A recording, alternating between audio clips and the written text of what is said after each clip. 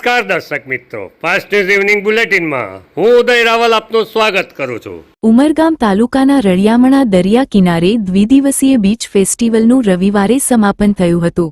હજારોની સંખ્યામાં લોકો સહપરિવાર બીચ ફેસ્ટિવલમાં ઉપસ્થિત રહ્યા હતા। નૈયા સાગર ઉત્કર્ષ મહિલા મંડળ દ્વારા આયોજિત બીચ ફેસ્ટિવલમાં સિંગિંગ કોમ્પિટિશન, ડ્રોઈંગ કોમ્પિટિશન વગેરેમાં મોટી સંખ્યામાં યુવા સ્પર્ધકોએ ભાગ લીધો હતો। સંસ્થા દ્વારા વર્ષ દરમિયાન અનેક સેવાકીય પ્રવૃત્તિઓ થતી જોવા મળે છે। બીચ ફેસ્ટિવલને મળેલા અભૂતપૂર્વ પ્રતિસાદ બાદ આયોજકો દ્વારા સહયોગ આપનાર તમામનો આભાર પ્રગટ કરવામાં આવ્યો હતો। કાયદો વ્યવસ્થા જળવાઈ રહે તે માટે ઉમરગામ પોલીસ દ્વારા નોંધપાત્ર કામગીરી બજાવવામાં આવી હતી, જે બદલ ઉમરગામ પોલીસ મથકના પીઆઈએસડી ચૌધરી તથા તમામ પોલીસ જવાનોનો સંસ્થા દ્વારા આભાર પ્રગટ કરવામાં આવ્યો હતો। ડોક્ટર સેજલ વિપુલ નારગોલવાલા નૈયા ઉમરગામ ઉત્કર્ષ મહિલા મંડળની પ્રેસિડેન્ટ છું અને આ અમારું પૂરું મહિલા મંડળનું ગ્રુપ છે। અમારા મંડળનું નામ નૈયા સાગર શક્તિ ઉત્કર્ષ મહિલા મંડળ છે ને છેલ્લા ઘણા વર્ષોથી અમારું ગ્રુપ ઉમરગામમાં સેવાકીય પ્રવૃત્તિ કરતી રહ્યું છે। બાળકોના વિકાસ માટે, એજ્યુકેશન માટે પ્લસ મહિલાઓના હેલ્થ અને એજ્યુકેશન માટે કાર્યરત છીએ। અમારો ઉમરગામનો આ સુંદર બીચ ને હાઇલાઇટ કરવા માટે અમે આ નૈયા બીચ ફેસ્ટિવલ કરી રહ્યા છે અને આ સળંગ અમારું ચોથા વર્ષનું આયોજન છે અને એમાં અમને જબરજસ્ત પ્રચંડ સહકાર અને પ્રતિસાદ મળી રહ્યો છે। હવે આગામી વર્ષોમાં પણ અમે આવી પ્રવૃત્તિ કરતા જ રહીશું એવી આશા। Thank you. ઉમરગામ તાલુકાના ધારાસભ્ય રમણભાઈ પાટકરે સપ્તાહના પ્રથમ દિવસે સોમવારે મામલતદાર કચેરીની મુલાકાત લીધી હતી।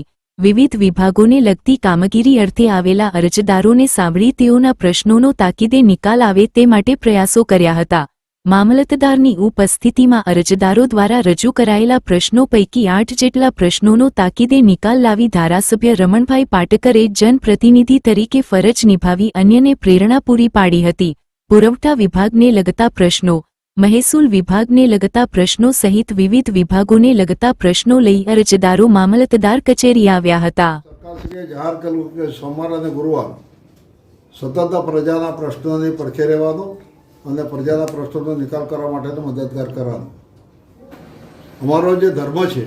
લોકોએ એમને મત આપ્યા છે, ધારાસભ્ય બનાવ્યા છે, તો એમના દ્વારા હું ધારાસભ્ય બન્યો છું।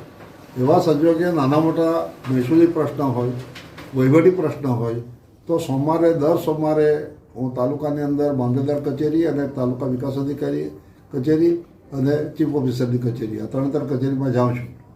આ ત્રણ કચેરીમાં જઈને જે નાના મોટા પ્રશ્ન રજૂ થાય એમાં માર્ગદર્શન પૂરું પાડું છું અને વહીવટી પ્રક્રિયાને ઝડપ આવે, લોકોના પ્રશ્નનો હલ થાય એ ઉદ્દેશ સાથે આજે સોમવાર છે એટલે ઉમરગામ તાલુકા 31 ડિસેમ્બર અને નવા વર્ષની ધ્યાને રાખીને વલસાડ જિલ્લા પોલીસ દ્વારા સઘન ચેકિંગ હાથ ધરાયું છે।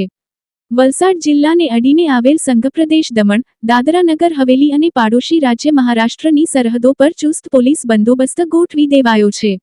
ઉલ્લેખનીય છે કે દમણ, દાદરા નગર હવેલી અને પાડોશી રાજ્ય મહારાષ્ટ્રમાં દારૂની છૂટ છે, આથી લોકો ઉજવણીના ભાગરૂપે આ પ્રદેશોમાં જતા હોય છે। જો કે કેટલાક લોકો દારૂ પીને ગુજરાતમાં પ્રવેશતા હોય છે, ત્યારે આવા લોકોને પકડીને કાયદાના પાઠ ભણાવવા પોલીસ એલર્ટ છે। આ સાથે જ દારૂની છૂટ ધરાવતા આ પ્રદેશોમાંથી ગેરકાયદેસર રીતે બુટલેગરો ગુજરાતમાં દારૂ ઘુસાડવાના પ્રયાસ પણ કરતા હોય છે, ત્યારે દારૂની હેરફેર રોકવા માટે પણ પોલીસે કમર કસી છે। વલસાડ જિલ્લા પોલીસ દ્વારા આ વખતે 31 સ્ટોન અને નવા વર્ષની લઈને ખાસ એક્શન પ્લાન ઘડી કાઢવામાં આવ્યો છે।